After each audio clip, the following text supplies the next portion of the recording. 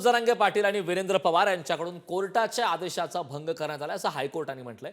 आंदोलन सुरू ठेवण्यासाठी परवानगी नसल्याने सरकारने योग्य पावले उचलावीत असं कोर्टाने म्हटलं। हायकोर्टाच्या आदेशाची प्रत पुढारी न्यूजवरती आता समोर आलेली आहे। ही दृश्य पाहतोय आपण। तर ज्या प्रकारे आंदोलन सुरू आहे, आंदोलनाचा चौथा दिवस आहे आणि आता जरांगे पाटील आणि वीरेंद्र पवार यांच्याकडून कोर्टाच्या आदेशाचा भंग करण्यात आला असं हायकोर्टाचं म्हणणं आहे। या संदर्भात ताजे अपडेट देण्यासाठी आपल्यासोबत आपले प्रतिनिधी सुशांत जोडलेले आहेत। तर सुशांत सावंतकडे जाणार। सुशांत, आपण पाहतो हायकोर्टाच्या आदेशाची प्रत पुढारी न्यूजवरती आलेली आहे, महत्त्वाची अपडेट आहे आणि आता सरकारने या संदर्भात पावले उचलावीत असे हायकोर्टाचं म्हणणं आहे। काय सविस्तर माहिती आहे?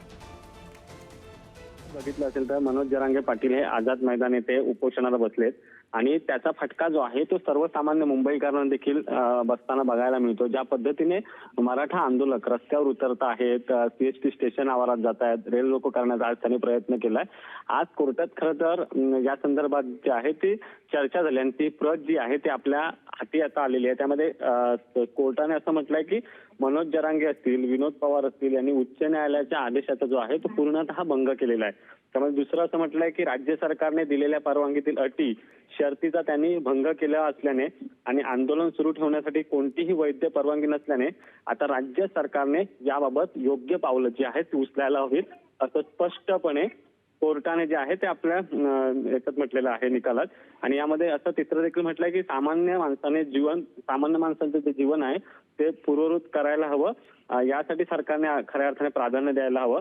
तसंच शहरातील व्यवहार ठप्प होणं योग्य नसल्यानं सध्या आपण जर बघितलं असेल कारण तर गणेशोत्सव आहे आणि गणपती उत्सव सुरू असल्यानं मनोज जरांगे, वीरेंद्र पवार यांनी रस्ते सुरळीत होतील, आंदोलक तेथून माघारी जातील आणि सर्व ज्या बळकावलेल्या आंदोलनकर्त्यांनी जागा ज्या आहेत त्या उद्या दुपारी 12 वाजेपर्यंत मुक्त कराव्यात असं देखील कोर्टाने म्हटलं आहे। तर त्यामध्ये चौथा मुद्दा कोर्टाचा असा आहे की 26 ऑगस्ट 2025च्या आदेशातील बाबींचे तंतोतंत पालन सुनिश्चित करावे असं देखील या प्रतीमध्ये जे आहे ते म्हटलंय। त्याचसोबत पाचवा मुद्द्यामध्ये असा महत्वपूर्ण आहे की लाखो आंदोलक मुंबईत येणार असे सांगितले जात असल्यानं मुंबईच्या एंट्री पॉइंटवर पुढील आदेश येईपर्यंत त्यांना सोडण्यात येऊ नये। म्हणजे आपण जर बघितलं असेल तर अनेक आंदोलक जे आहेत ते अजूनही येत आहेत, कुठेतरी मुंबईकरांना वेठीस धरण्याचा प्रयत्न होतोय आंदोलनाच्या आडून असा आरोप आता होऊ लागलेला आहे।